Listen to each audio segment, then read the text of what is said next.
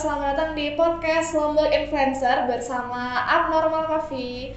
Dan hari ini pastinya bakal ditemenin bareng Kanya di sini dengan guest star kita yang sangat istimewa sekali pastinya.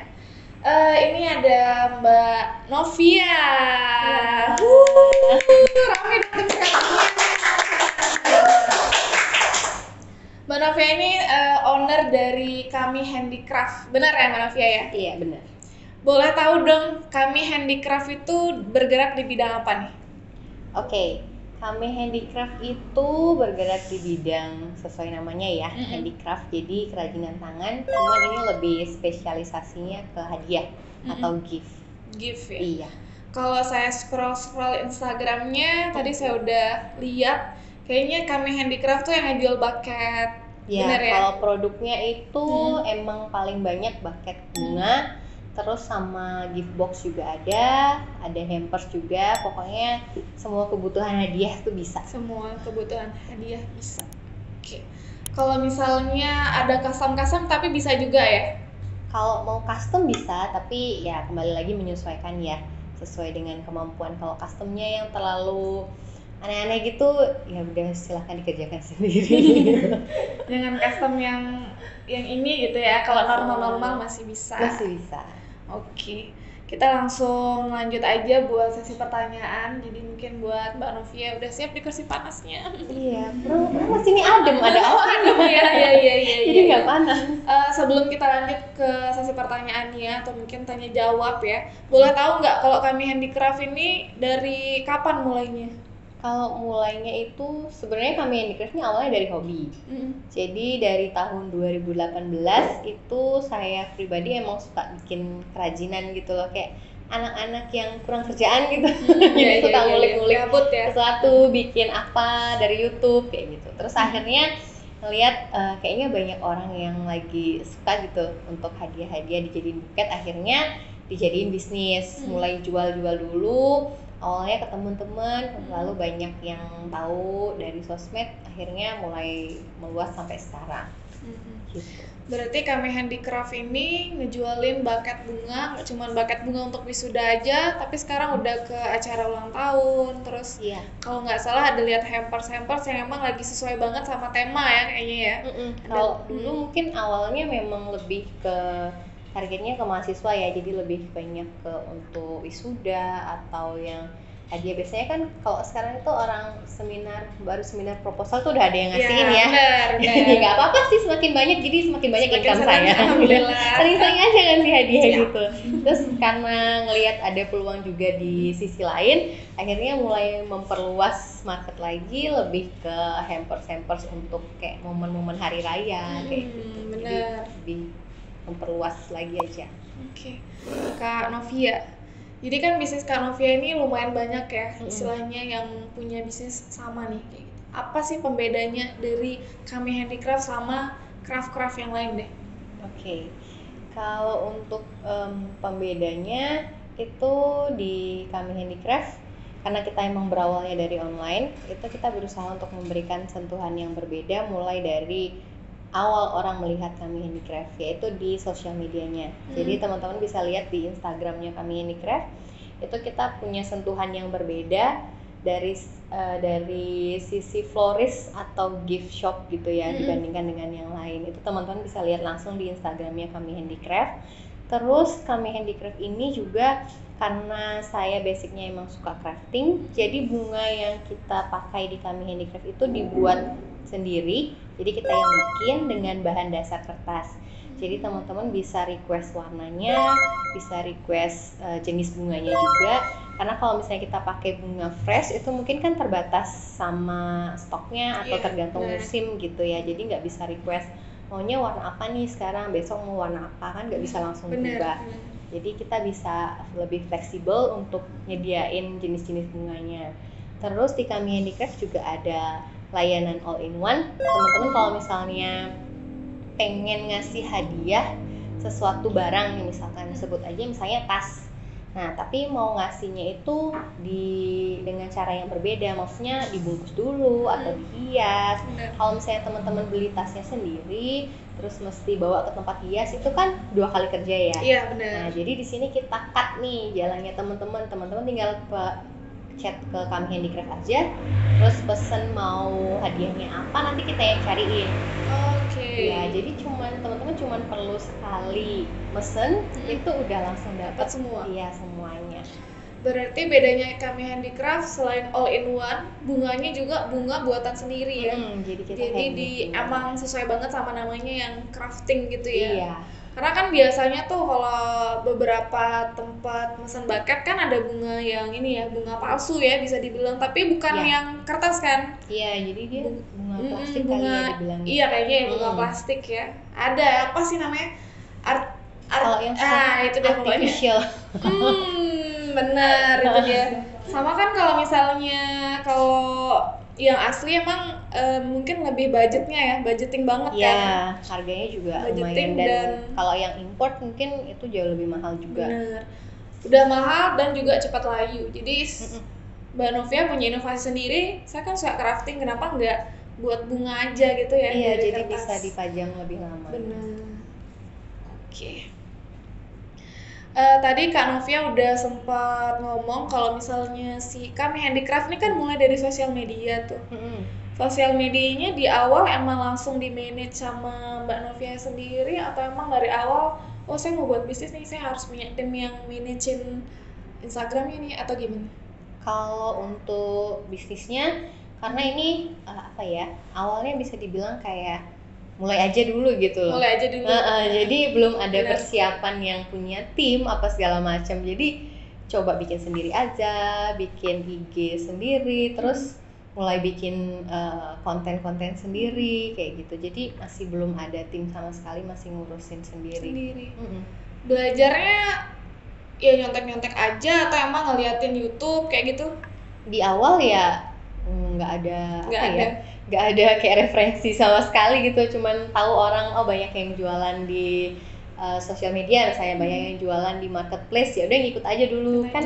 Tapi kayak baru-baru ini yang mulai banyak orang yang share info-info soal marketing gitu di sosmed ataupun di YouTube, itu baru mulai belajar lebih banyak lagi, belajar sendiri, baru diterapin ke sosmednya kami handicraft. Awal-awal manage Instagram sendiri ngerasa susah nggak, kesusahan nggak, atau agak bingung ini gimana atau gimana? Kalau di awal-awal itu kembali lagi karena nggak punya pedoman ya, jadi kayak nggak tahu gitu loh ini yang dilakuin udah benar apa enggak, terus untuk mengukur kebenaran sendiri, mengukur ini udah ngefek nggak sih kayak gitu. Itu tuh juga nggak tahu, jadi cuman posting udah ditinggal kayak gitu aja, belum yang tahu gimana cara supaya lebih maksimal lagi gitu loh manfaatin sosmed. Jadi bener-bener cuman ya udah biarin jalan aja, berjalan gitu aja. Sesuai banget. Pernah nggak misalnya nih Kak Novia nih udah emang benar-benar, tadi kan sempat denger ya ngeliatin si di marketplace nih jualannya kayak gini, caranya tuh kayak gini. Pernah nggak udah usaha sekuat tenaga tapi istilahnya kalau kita bilang tuh nggak ngaruh? Pernah nggak ngalamin yang kayak gitu? Kalau udah nyoba beberapa trik, mungkin ada yang berhasil, ada yang enggak juga gitu. Cuman tergantung kitanya lagi ya, maksudnya tahu nggak nih salahnya di mana. Cuman kadang namanya manusia itu udah mulai sampai ke titik jenuh. Nah, kalau udah pas itu tuh udah kayak kayaknya udah semuanya dilakuin tapi kok nggak ada perubahan gitu ya. Paling nggak harusnya ada peningkatan atau ada yang lebih baik gitulah dari sosmed ini untuk outputnya, tapi ternyata kok nggak ada gitu loh. Kadang kalau emang udah lagi sampai di titik jenuh itu udah nggak bisa. Berarti pernah ya ngalamin yang kayak udah usaha gini kok nggak naik ya trafficnya, kok nggak ini gitu. Kalau misalnya berarti pernah ya kayak apa cara ngatasinnya? Gimana ngatasinnya? Pastinya nggak langsung healing ya. Iya, nggak langsung healing ya. Karena healing itu perlu budget. Bener. Ini udah nggak naik, mau healing, gimana? Ntar malah tambah boncos gitu kan. Jadi kadang kalau udah stuck kayak gitu, berusaha untuk mundur satu langkah dulu. Maksudnya mundur satu langkah itu mereview apa sih ini yang sebenarnya udah dilakuin. Kadang kan kita ngerasa di pikiran itu udah banyak kok yang dikerjain, udah A sampai Z gitu, tapi ternyata setelah ditulisin tuh cuma ABC gitu loh yang udah dikerjain. Ternyata masih banyak yang belum kita lakuin. Nah dari situ baru akhirnya bisa evaluasi lagi. Terus kadang juga sharing ke teman, nanya siapa tahu dia pernah punya pengalaman yang sama gitu kan. Jadi kita bisa dapet input dari mereka, gimana cara mereka ngatasin problem yang lagi kita alamin. Lebih banyak itu sih, lebih banyak ke sharingnya. Pernah nggak make jasa influencer tapi boncos? Kalau boncos, dulu mungkin pernah berpikir gitu ya. Karena kalau dulu di awal-awal pakai jasa influencer tuh mikirnya cuman kita bayar influencernya berapa, kita dapat penjualan berapa. Hitungnya dari situ. Jadi misalkan bayar influencernya saya 300, ternyata setelah bayar tuh nggak ada yang beli sama sekali. Nah di situ kita nganggapnya boncos. Bener. Nah setelah lama-lama belajar terus cari tahu lagi ilmunya, ternyata nggak sebatas itu aja gitu loh. Karena impact yang kita mau kan bukan cuman penjualan ya. Kalau ada penjualan ya bagus banget gitu loh. Tapi selain itu kembali lagi kita mau merefresh follower yang udah jenuh kemarin itu. Jadi untuk menambah lingkup market yang baru. Jadi di situ juga harus dimasukkan dalam poin penilaian gitu. Jangan semata-mata hanya dari penjualan yang balik kayak gitu. Karena kan banyak banget nih teman-teman UMKM ya, ngiranya tuh kadang kayak yang tadi misalnya udah ngeluarin 300 nih, berarti yang masuk ya harus lebih dari itu. Kalau misalnya di bawah ya udah boncos kayak gitu ya. Padahal kan ada sisi-sisi tertentunya ya yang harus dilihat. 9 Kak. Ada sisi tertentunya, misalnya ya itu merefresh followers, kita dapat jangkauan lebih banyak lagi. Paling enggak kan sebenarnya yang mengendorse itu kan kayak menginfluence kan. Jadi si barang kita nih ditahu nih sama teman-teman yang sebenarnya sih kayak gitu. Tapi kan banyak yang loh kok nggak ada yang ini nih, nggak ada yang beli gitu ya. Sebenarnya tergantung dari kita ada di fase mana nih. Bener. Karena kan ada kayak online shop yang baru pertama atau 2 kali nyoba buat endorse, tapi berharap udah langsung rame yang beli. Kecuali si online shop ini emang udah punya nama gitu loh ya, it's okay. Tapi kalau misalnya memang baru merintis terus baru 1-2 kali, ya anggaplah itu kayak investasi kita. Kalau mereka itu pertama tahu dulu, oh ada Kami Handicraft nih, misalkan dia nggak perlu sekarang tapi dia bisa nyarinya nanti. Gitu. Jadi nggak yang langsung instan. Iya benar. Karena kan sebenarnya dia tuh ngarepinnya tuh langsung gitu ya Kak. Jadi kayak wajar sih gitu, namanya orang usaha pasti nyari untung langsung. gitu. Padahal kan kedepannya mungkin lebih dikenal, oh ternyata ada Kami Handicraft. Kalau kata orang sih yang penting kita selalu ada di ingatan orang-orang gitu. Jadi kalau misalnya lagi butuh, oh ini aja gitu ya. Bener, itu tujuan yang paling penting. Mbak Novia sendiri pernah nggak pakai jasa LOP? Kalau untuk LOP itu pernah banget sih, maksudnya iya, dari yang awal bisa dibilang LOP masih bayi lah ya.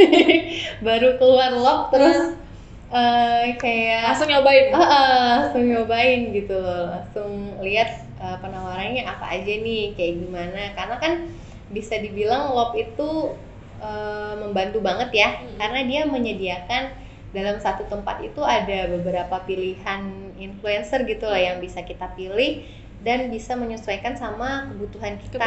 Dari segi budget, terus menyesuaikan juga dari segi marketnya gitu kan. Karena kan tiap influencer tuh beda-beda tuh followersnya. Ada yang suka lihat dia pakai OOTD, ada yang suka lihat dia makan kayak gitu. Nah daripada kita nyari-nyari sendiri kan mending udah tanya aja langsung perlunya apa gitu, nanti dikasih pilihan gitu.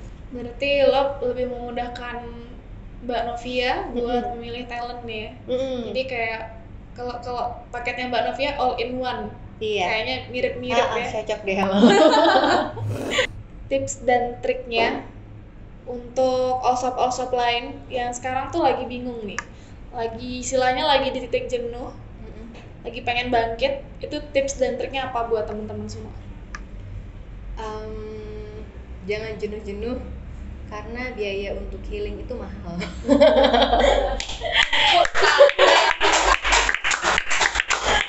Jadi tolong selama masih berpikir budget untuk healing, jangan jenuh gitu ya. Benar-benar. Jadi kalau mau jenuh tuh ingat healing itu perlu budget gitu. Walaupun sekarang kita mau pergi kemana-mana nggak perlu PCR atau antigen, tapi tiketnya tetap bayar gitu ya. Pasti tetap sediain budget.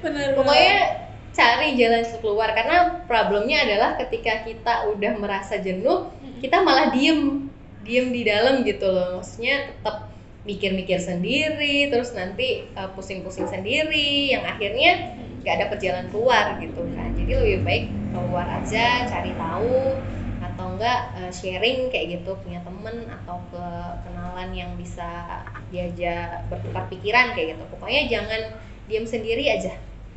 Oke, untuk yang terakhir ya, satu lagi ya Kak ya, tips memakai endorsement. Jadi kapan siap nih tokonya buat meng-hire influencer? Oke, kalau untuk pakai influencer itu tergantung kebutuhan ya. Sekarang tokonya perlu atau enggak gitu kan yang pertama. Terus kemampuan dari kita sendiri, dari online shopnya sendiri. Kalau emang udah ada budget untuk pakai influencer, ya kita bisa pakai. Maksudnya kalau emang budgetnya belum ada, jangan dipaksain dulu, justru nanti malah menggerus usahanya sendiri kayak gitu kan. Terus yang kedua itu kesiapan dari toko online-nya. Maksudnya dari sosial media yang mau dipakai untuk di-endorse, misalkan di Instagram atau di TikTok kayak gitu. Jadi tetap mesti disiapin dulu toko online-nya. Kalau emang toko online-nya udah siap, baru kita istilahnya minta bantuan influencer lah untuk naikin traffic, untuk naikin awareness dan bawa orang-orang baru ke sosial media kita. Jadi ada 2 atau 3 tuh tadi Kak tipsnya? Dua mungkin 2 ya. Pertama, nih yang Lola nih denger ya. Berarti yang pertama tadi siapin budgetingnya. Ya. Kedua, jadi rumahnya tuh memang udah harus siap buat kedatangan tamu. Iya benar. Jadi kita jangan sampai sia-sia untuk sewa influencer, tapi sedangkan rumah kita belum siap untuk terima tamu. Kayak gitu aja. Jadi segitu dulu podcast hari ini, udah dikasih tips dan trik juga sama Mbak Novia, owner dari Kami Handicraft. Siapa lagi nih kira-kira yang bakal kita undang lagi? Tulis di kolom komentar. Jangan lupa like, subscribe, and comment. Agak kebalik tapi nggak apa-apa. Oke, cukup sekian hari ini. Apa terus? Apa tuntuknya? See you guys.